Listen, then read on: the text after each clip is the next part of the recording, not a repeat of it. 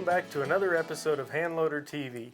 And again, we're continuing on with our series on World War II small arms. And to help me out and talk about these great old firearms is Mike Venturino, a good friend of mine and an author of Shooting World War II Small Arms, a great book with tons of information. We're kind of just skimming the surface here. But we got some neat Japanese sidearms here, huh? These were the two basic firearms that the Japanese used in World War II. The Type 26 revolver was pretty much just issued to NCO sergeants, such as that. The officers carried the semi-auto Nambu over here. It's the Type 14 designation. Before we get into them, I want to say something about this sword. I handle guns daily, my entire life, just about.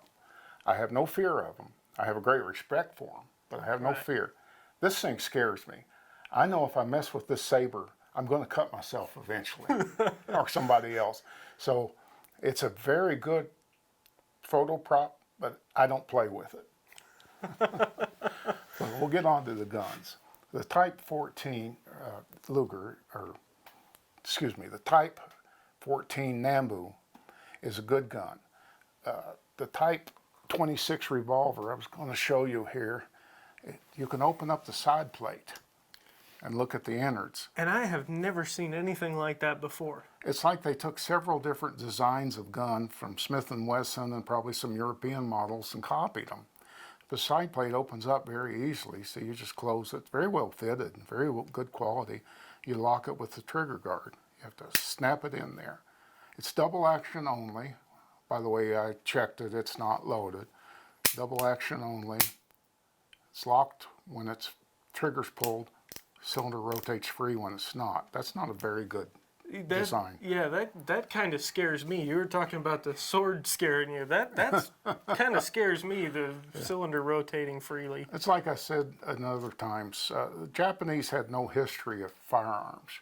So a lot of times they made up something that didn't make much sense. And I think this was one of them. Yeah. It fired a 9mm cartridge, a revolver cartridge. As you can see, it's got a rim. It used about 150 grain bullet. So I load them. I do have a round somewhere of original ammunition, as I should mention that. Very hard to come by. Yeah. But I made these up. You can get these cases from Buffalo Arms with the rim trimmed down. These are 38s originally. It's cut to 0.88 inches.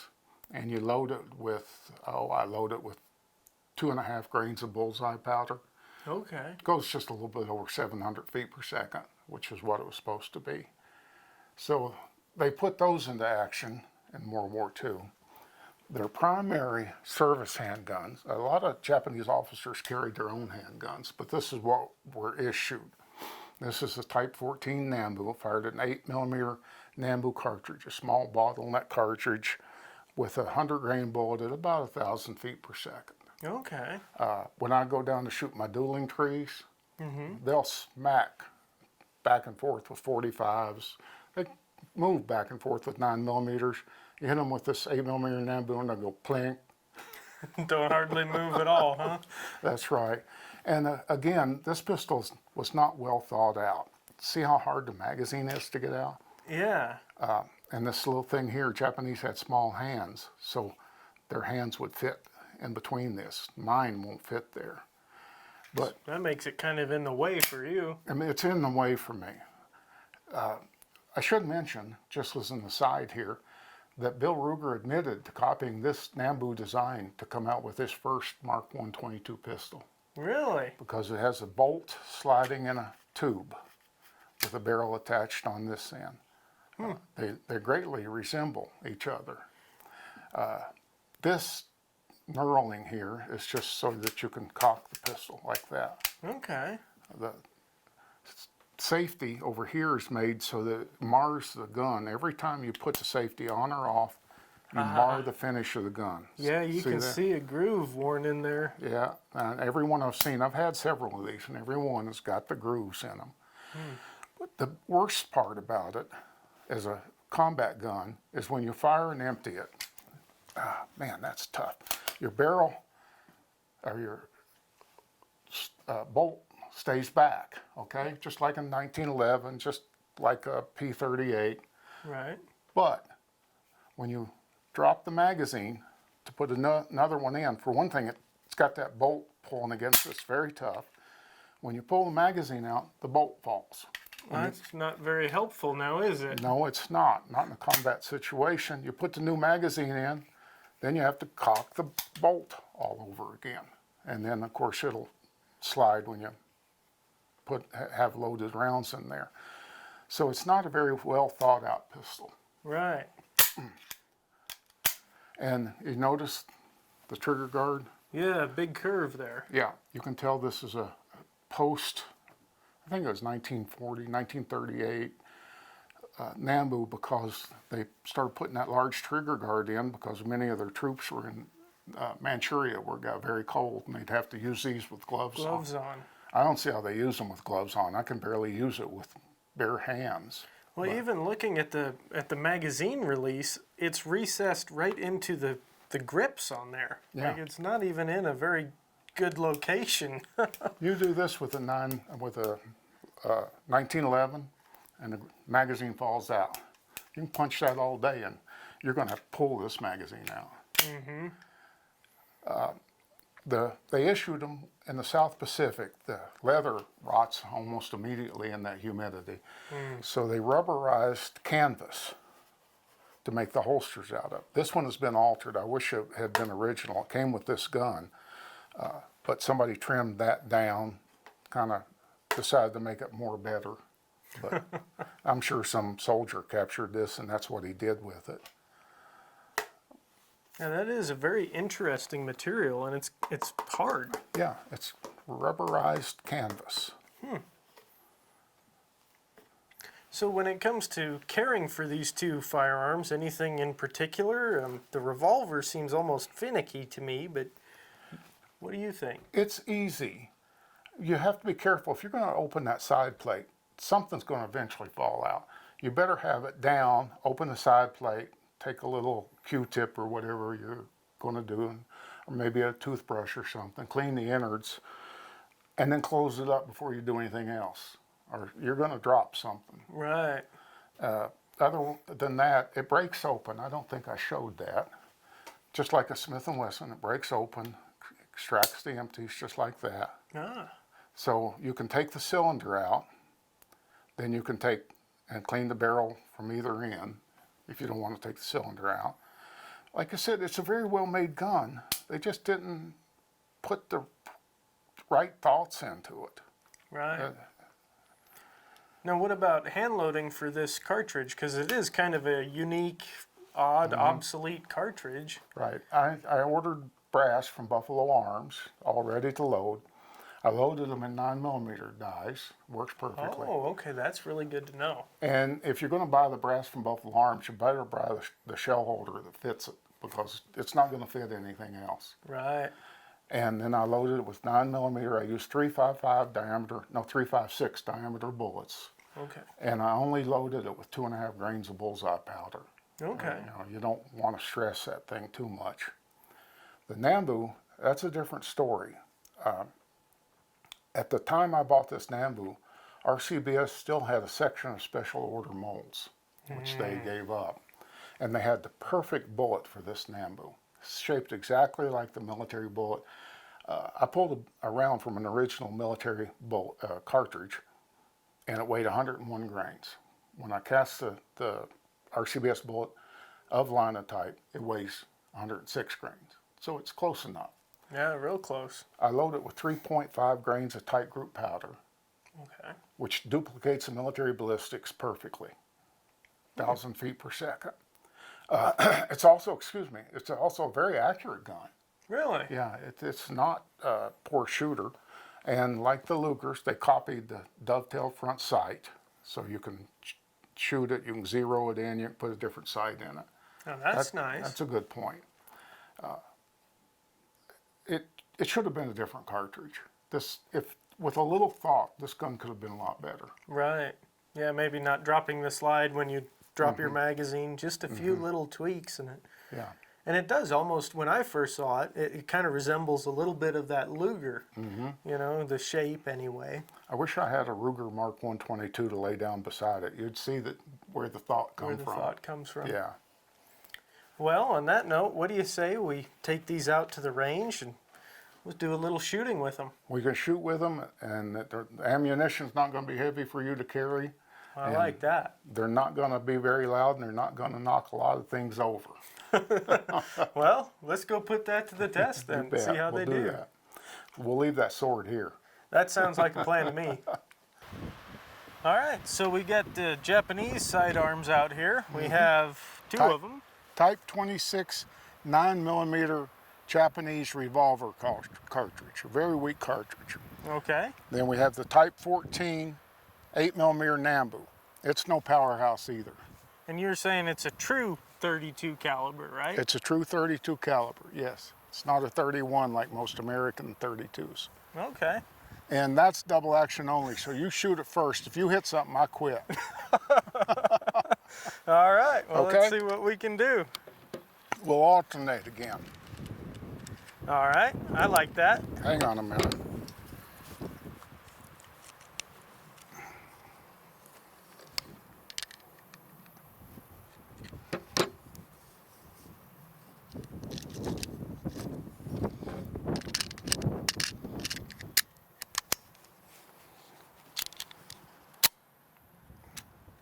Okay.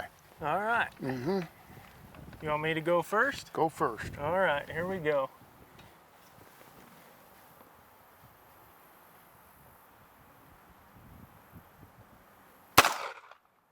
Well, that was a miss, but I don't know where. Looked a little low to me. Okay. That was close. Close, okay. You ain't kidding on this double action thing. That trigger's something else. I don't know where mine are missing.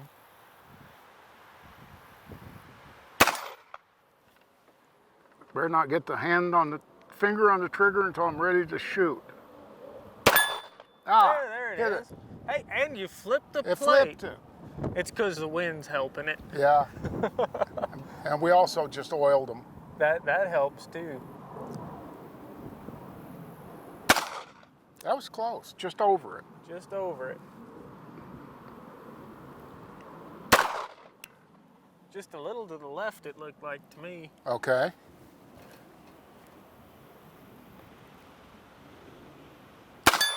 Oh, you hit it. Hey, I got it. I quit. It didn't flip the plate though. Okay. That didn't hit it either. Well, I hit one. And that should be it then, right? Yeah, All right. So you pull this lever up. yeah, just punch them out. I'm not very good at this revolver thing, am I? Let's see here if I can try that again. Hey, there we you go. All right, so we've gone ahead and swapped over. Yeah, I've got the Type 14, Type 14, 8mm Nambu, and you've got the Type 26. 6 9mm Japanese rimmed. Japanese rim. Yeah, and it's double action only, so I'm going to make excuses before we start. Okay. But you hit one with it. Barely. All right. Okay, I shoot first? go ahead. Okay. That's a really light trigger. Yes, it is. I found that out. This is not. Total opposites. It's like they got that one too heavy and this one almost too light. You touch that thing, it goes off. Yeah, If you dropped it, I bet it would go off. yeah. Wow.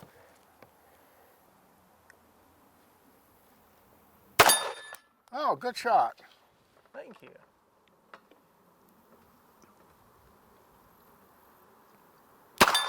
I hit it. You hit it. I hit it. Hey! It didn't flip the plate, but you hit it. Well, I hit it.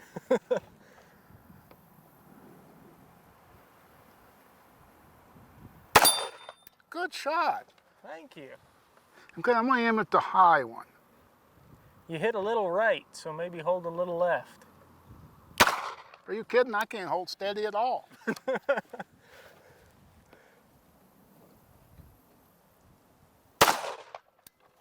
Okay. We haven't shot 6 yet. No? I'm gonna check this out. Okay. Didn't hit it hard enough.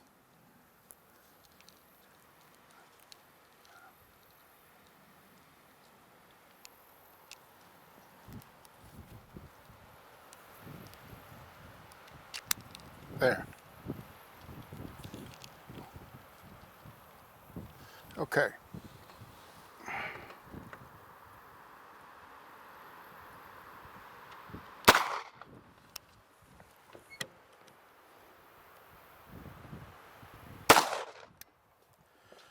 Okay, I'm just gonna shoot one fast and see where it goes. High. High. At least it was in line. It was in line. You got robbed of a shot there.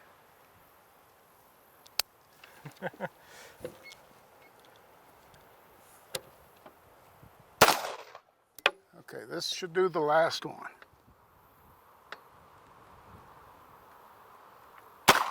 There it is.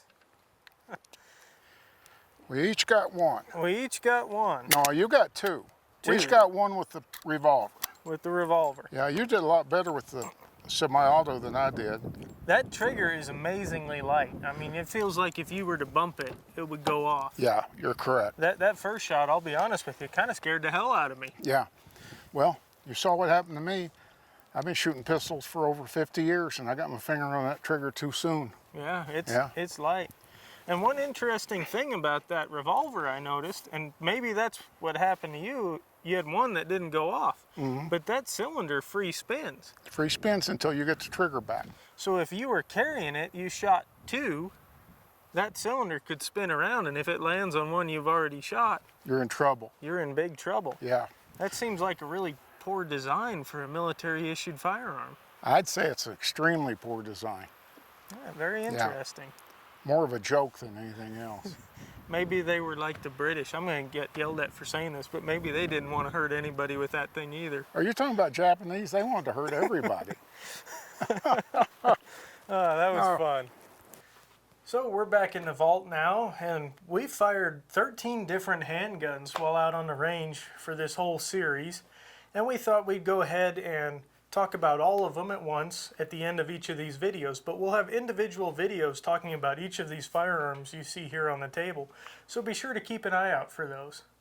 And we did a lot of shooting and a lot of testing with these guys, so I don't even know where to start, Mike. What do you think? I know where to start. I'm a red-blooded American, and that Smith & Wesson 45 is my favorite. I hit better with it. I felt better with it. This would be a good second, the 455 Smith & Wesson. Okay. I can tell you which one I like the least. This little Japanese double action only oddball revolver. I'd have to agree with you on that one. I think we actually managed to hit the target once, each of us, but Yeah. I think that might have been a little bit of a luck factor. Well, we had rotating paddles, and we both hit them once, but they didn't rotate. No, they didn't move very much at all. But there were some pretty interesting ones too. Like, I was really surprised. I shot really well with the 1917 Smith & Wesson revolver. But then when we swapped over to the Colt, I don't know if I even hit one with the Colt. That Smith & Wesson just felt better in my hand compared to the Colt. Well, the people in 1917 must have had bigger hands than me, because my hand will not reach that trigger for double action shooting. I can do it, but just barely. Really? Yeah, the Smith & Wesson, I can handle that easy. That kind of makes sense, because I had trouble with that too. Reaching the trigger was tough. I was shooting at single action, and I still couldn't hit anything. Well, it's blasphemy, but as usual, the 1911 bit me. I got the wound from it. They're a wonderful gun, but I have to put a Band-Aid on before I shoot them, and I forgot to do that. Yeah, I think the 1911 got me too. That little bit longer hammer there compared to a lot of the more modern 1911s you see today. But still, overall, I really like it, and it shot pretty well for me, if I remember correctly. The 38 Smith & Wesson, we did good with it too. We did. We Yeah, did very good both with that. of us. Yes. The Luger, that was interesting. We kept having jams, failure to feed, failure to eject, but we had our elbows on the table, and we were limp wristing the guns then. We shot it just straight away. Everything, all the problems just went away. And you actually brought that point up because we function tested it and we got a new box of ammo and I went out and I shot it with no rest and I said, oh yeah, it functions great. And you were the one that told me to pick my elbows up off the table and try it. And lo and behold, the Luger functioned just fine then. Just fine then, yeah. So we learned something about that. The Lugers are pretty finicky, but if that gun isn't able to recoil, then it'll jam on you, which is very interesting. Well, that's my conclusion. The French pistol I didn't hit very good with, but I've not shot it very much. It functioned well. The high power, there's no flies on high power. That's a good gun. It is a good gun. I don't think I hit anything with it, but it functioned great, and I know they're good guns. I've shot other ones and done pretty well with them. The P38 is a good gun. I like it. But just give me the revolvers. I'm old. I want revolvers. Except for the 1911. Now, what about that Nambu over there on the very end? Well, it was just like what we said. The magazine's hard to pull out when it's empty. Then the bolt falls forward. Then you got to retract the bolt again when you put a new magazine in. It's a joke.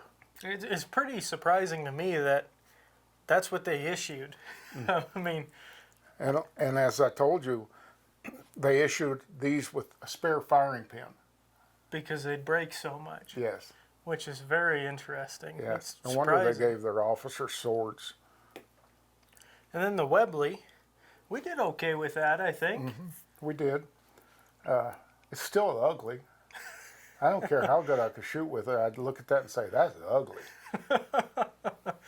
But it was a lot of fun. I must admit, I had a blast getting to shoot all these different firearms. We've got tons of other videos on World War II small arms. They're in the works. They'll be edited, and you guys will get to see individual videos on this and all kinds of other stuff. And we barely scratched the surface when it comes to information on these things. This is just a real small tidbit. So make sure you guys go ahead and check out Mike's book, Shooting World War II Small Arms, and you can learn about each one of these individually, all the loads you've put through it and all that stuff. So Mike, I got to thank you very much for letting us come out here and shoot your wonderful collection. It's been a dream come true for me. You'll always be welcome here, Jeremiah. Well, I appreciate that. Thank you. And then I'd also like to thank Ted Tompkins. He's our official gopher. He was driving around spray painting targets for us and grabbing the guns we needed and the ammunition and just even the food, whatever else we need. So a special thanks for Ted. He was too ugly. We didn't put him in front of the camera. We couldn't put him in front of the camera. We tried a couple times, but it didn't work. No, he ran every time we got the He camera. ran. Yeah. He knew better. And then I'd also like to thank Chris Downs and Don Polachek for making this all possible. Chris is the cameraman. He does all the great angles and shots you see. And then Don Polachek, he's the owner of Wolf Publishing and the director. So thank you guys for watching this video. We hope you enjoyed it, and we hope you saw it for what it was. Two guys teaching each other how to, well, Mike's teaching me all about these guns and how to shoot. And we just had a whole lot of fun doing this. Yeah. So thank you for watching. We hope if you like this video, you give it a thumbs up. And don't forget to subscribe and hit that bell icon so you're notified when we post our next video, because you won't want to miss out on this series. And as always, if you have any questions or comments, feel free to leave those in the comments section below. And I'll do my best to respond to each one of those. Thanks, and we'll catch you in the next episode.